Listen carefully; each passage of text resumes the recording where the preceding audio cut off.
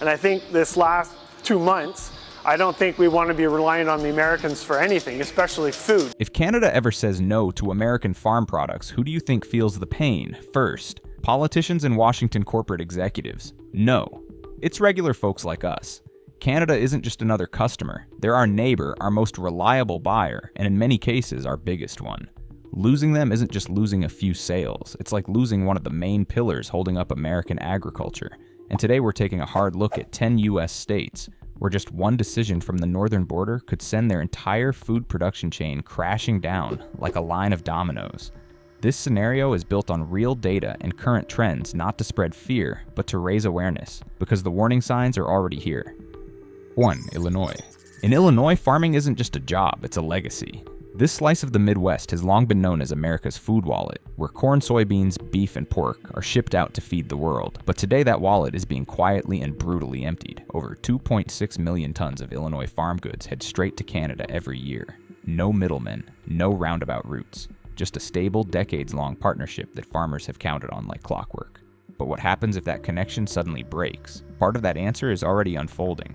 Just this past May, several processing plants in southern Illinois reported production cuts. The reason Canadian distributors temporarily halted soybean imports due to short-term tariff policy changes. Grain silos in Dakota, home to one of the largest agri-processing hubs in the country, are starting to back up. Trucks once lined up to haul away corn are now sitting idle waiting for a new signal. The fields are still planted, the machines are still running, but the destination, gone. Farmers here aren't asking for much.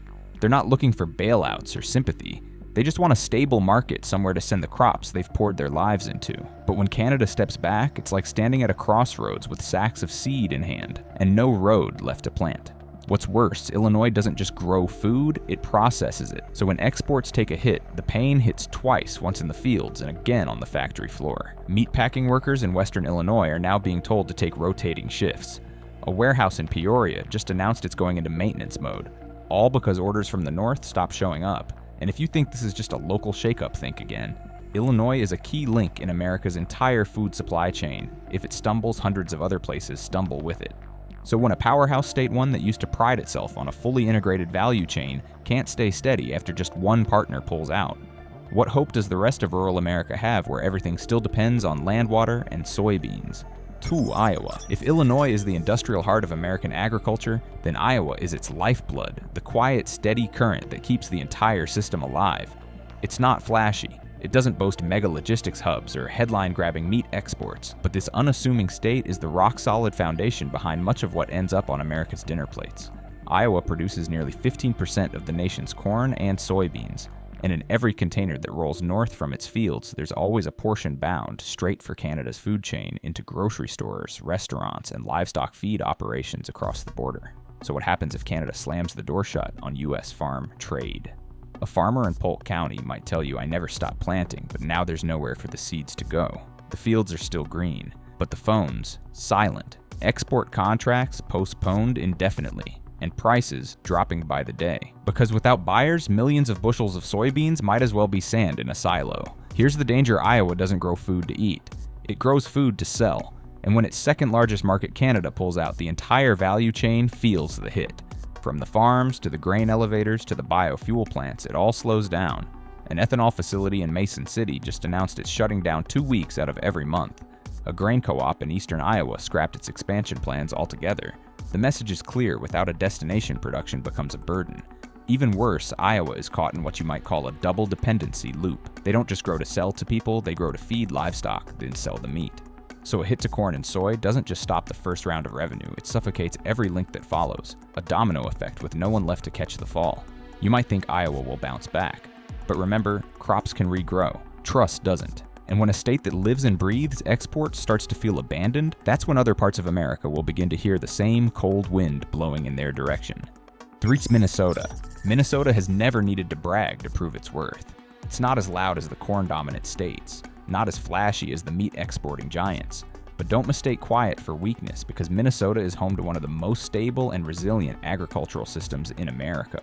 And that's exactly why the threat of losing the Canadian market hits differently here. It's not explosive, it's not loud, it's slow, lingering, like a fog that just won't lift. Milk, meat, soybeans. Minnesota's 3 agricultural pillars are deeply intertwined with Canada. In 2024 alone, nearly 24% of the state's agricultural exports went straight across the northern border. This isn't just trade, it's symbiosis. Canada buys, Minnesota thrives. Now imagine this. The dairy supply contracts to Canadian distributors canceled. Frozen meat shipments, stuck at the border under new inspection rules. Soybean exports quietly removed from priority import lists. That's not just lost revenue, that's the safety line being cut mid-air. Farms in Minnesota aren't sprawling mega operations like those in the South. They're family-run, handed down through generations, built on trust grit and routine. And now many of those families are shifting to defense mode. In Mower County, several farmers have halted their planting expansions this year, unsure if anyone will even be buying at harvest. A dairy plant near Rochester just announced a 15% cut in output only 2 weeks after orders from northern clients were temporarily paused. People here aren't loud. They don't march in protest, but their silence. It's deafening, because when a proud, resilient community starts considering walking away from the land, that's not a warning. That's a farewell to a way of life. And if Minnesota, a state known for its balanced farm ecosystem, strategic investment, and diverse markets, can be shaken by just one broken link to the north, then brace yourself, because what happens to the states that rely on just one crop and one fragile connection? 4. North Dakota. The fields of North Dakota have always carried a sense of calm, endless furrows stretching under an open, endless sky. But in 2025, that calm has turned into a quiet nightmare. No crop dusters overhead. No trucks waiting at the edge of the fields. Just stillness, heavy, suffocating stillness as sacks of freshly harvested wheat sit in limbo with nowhere to go. North Dakota is one of America's top exporters of wheat, soybeans, and barley, and Canada, just a few hours up the road, has long been one of its most critical trade partners. But if tomorrow Canada shuts the door, if the border closes to U.S. crops, then everything these farmers have fought to hold on to, every sacrifice to keep the land alive, could vanish in a single harvest season. No warning, no headlines. In places like Cass and Grand Forks counties, the signs are already showing. Contracts that have lasted decades, delayed. Grain trains that once rumbled steadily northward, sitting idle marked destination unknown. Some farmers still have grain from last season unsold, and the next harvest is just around the corner. And they know without Canada, there's no reason to put seed in the ground. Unlike other states with diversified economies, North Dakota is all in on agriculture. There's no tourism to fall back on, no assembly plants to shift jobs around. If wheat doesn't move, farmers lose money. If farmers lose money, the ag equipment store shuts down. If that store closes, the local bank freezes lending. It's a domino collapse sparked by a single policy shift on the other side of the border. People here don't ask for much, just that the soil they work still means something. But when what comes from the land no longer has value, generations raised on farming begin to feel something deeper than unemployment. They feel lost, directionless. And when the very fields that once fed America start falling silent, that silence isn't peace. It's a warning siren from the roots. And this is just the beginning, because as we turn our eyes toward the Midwest, once believed strong enough to carry the rest, we're seeing a region quietly buckle under a weight no one dares to name. 5. Nebraska. No state understands the phrase land that prints money better than Nebraska. This landlocked stretch of America has no oceans, no towering forests, no tourist meccas, but it has something far more powerful: fertile farmland and a time-tested livestock system, once a point of pride, now an unbearable weight. If there's any state built entirely on the idea of produce to export, it's Nebraska. Beef corn, soybeans, alfalfa, nearly everything grown or raised here is meant for markets beyond U.S. borders, with Canada topping that list. But in early 2025, the entire system was shaken. Livestock contracts were downsized. Shipments headed north were delayed indefinitely as Canadian buyers pulled back with a chilling message: no stable consumption commitment at this time. In towns like Lexington, ranchers have started cutting their herds. Meatpacking plants in the eastern part of the state are no longer running at full capacity. And the scariest part, no one knows how long this will last. When Canada stops buying Nebraska beef, it's not just a matter of losing a few orders. It's a direct hit to a tightly woven supply chain that has run like clockwork for generations. The cattle are still there. The land is still there. But without buyers, everything becomes inventory cost. Today, a medium-sized ranch burns through over $40,000 a month just to keep operations going. With no revenue in sight, producers face a brutal choice: take on more debt or walk away. Many are already choosing the latter. Unlike purely crop-focused states, Nebraska runs both ends of the agricultural engine it grows. The feed raises the livestock and processes the meat. So when Canada pulls the plug, it doesn't just knock out one leg of the table, it breaks both. You can't move. You can't stand back up. For years, people here believed hard work was enough to get by. Now they're realizing without a market effort means nothing, and when even Canada, once Nebraska's most dependable partner, backs away, the silence that follows isn't just unsettling, it's terrifying. Because if Nebraska, with its scale, its efficiency, its proud legacy, can't stay upright in this storm, then what hope do the smaller, more fragile farming states have? 6. Kansas. Kansas has never been a state that craves the spotlight. It's not loud like Texas, nor glamorous like California, but anyone in American agriculture knows, when Kansas catches a cold, the entire food supply chain starts to shiver. This is the wheat capital of the United States, a state that once fed millions of families from Detroit to Toronto to Vancouver with just its bread alone. Now, as Canada scales back on U.S. grain, imports Kansas is the first to feel the squeeze. Not through headlines, but through silence from the buyers who used to call regularly and from the trucks that no longer show up at the transfer silos.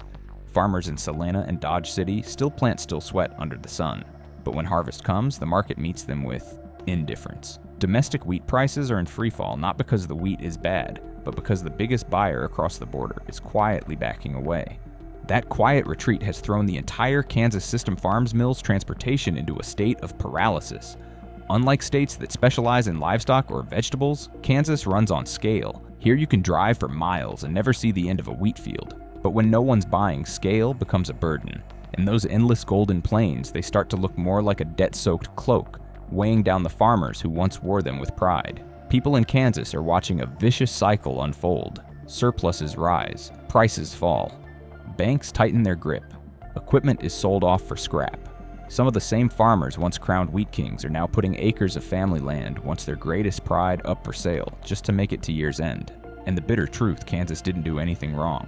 They followed every rule from planting schedules to soil care to meeting export-grade quality. But when you depend too heavily on one market, and that market walks away, even doing everything right stops mattering. And if America's breadbasket is struggling to sell its grain, then what about the places producing short shelf-life goods, where being 1 week late means entire containers go straight to the landfill? They're sitting on a ticking time bomb, and they might not even hear it until it's too late. 7. Wisconsin. If agriculture is the heart of America, then Wisconsin is its dairy beat, a beat that's now growing more erratic by the day. They still call it America's dairy land, the land of milk cheese and millions of hardworking cows. But lately folks here are feeling the term sour milk in the most literal sense.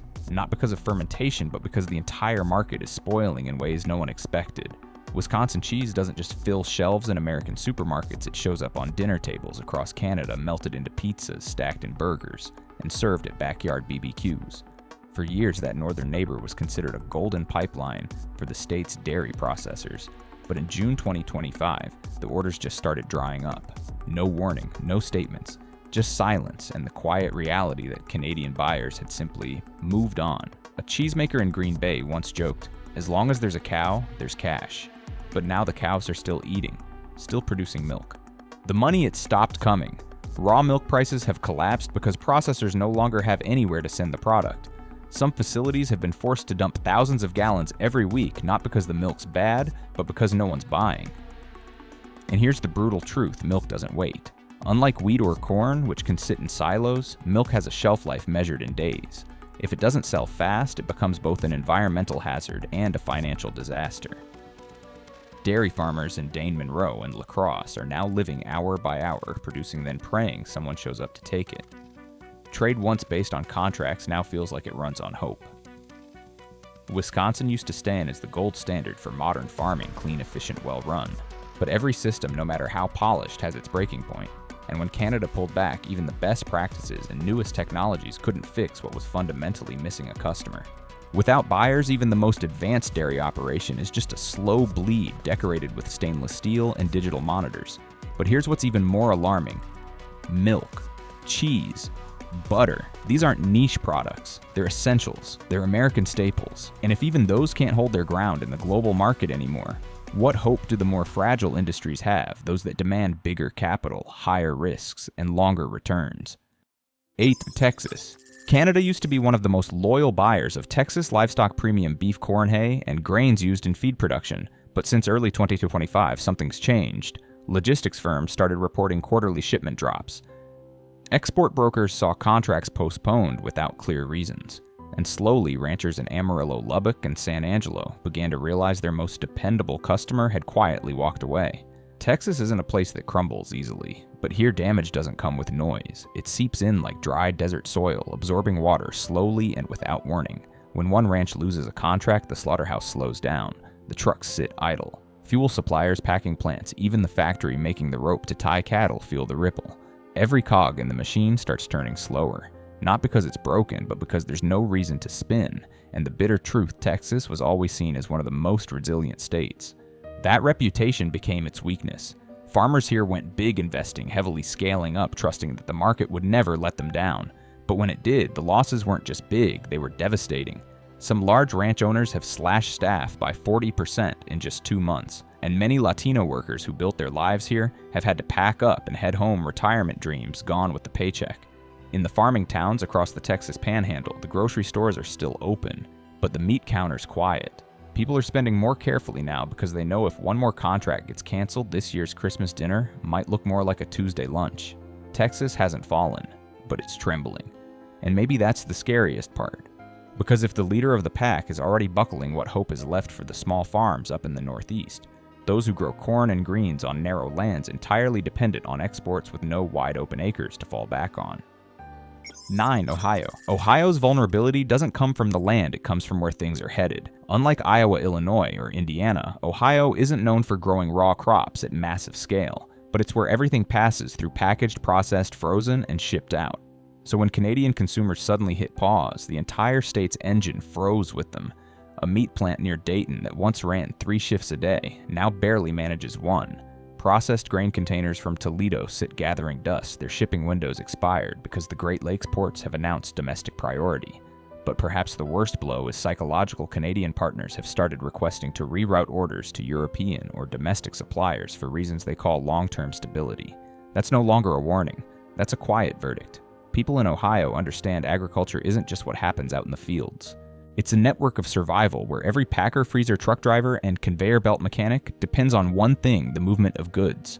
And when that movement stalls, the entire system dries up. Many believed Ohio would escape the worst of this crisis. After all, it doesn't grow much directly. But reality hit harder processing, and logistics are even more fragile than farmland. You can't store finished goods forever. If there's no buyer on the other end, machines get shut off. Workers sent home, and the value chain collapses from the inside out. And now as Ohio fights tooth and nail to hold on to its last few international contracts, a quiet storm brews to the north. In a region once praised as the perfect trade bridge thanks to its geographic location, every pallet of milk, every crate of apples, now waits for its fate decided not by market forces but by a click of a mouse on the other side of the border. 10. Michigan. Michigan doesn't just grow, it exports. As the largest fruit-producing state in the north, Michigan built its name on cherries, blueberries, and apples, carefully picked, sorted, packed, and loaded onto trucks, bound for Canadian supermarkets via the Detroit corridor. But by June 2025, the signs are unmistakable. The fruit is still growing, but the trucks aren't moving. Distribution hubs across eastern Michigan report wave after wave of canceled or indefinitely delayed orders with no clear reason. Farmers are calling it a trapped harvest, not because of pests or drought, but because the customer disappeared. With no buyers, fruit begins to rot in cold storage, and growers are forced into impossible choices: dump it or slash prices to unload it domestically at a loss. But the deeper danger isn't this season's loss, it's the fear of what comes next. Because if this is how the year turns out, who's going to invest in the next? Michigan has long taken pride in its family farms, small scale passed down through generations. But ironically, those are the first to suffer. Big farms can absorb the hit ride out the storm. But for the small grower, every crate of unsold apples is a crack in the foundation of trust. And once they give up, it's not just an economic loss, it's the end of biodiversity, the quiet collapse of the very identity that once made Michigan proud. What's worse, when Canada pulls out, Michigan has no alternative market close enough or stable enough to step in. Soft fruit doesn't travel well, and no one can wait forever hoping for a miracle that may never come. From cold storage workers to truckers to supermarket buyers, everyone in the fruit supply chain is pulling back, holding their breath. And everyone knows if next season looks like this one, the entire fruit industry in Michigan may hit a point of no return.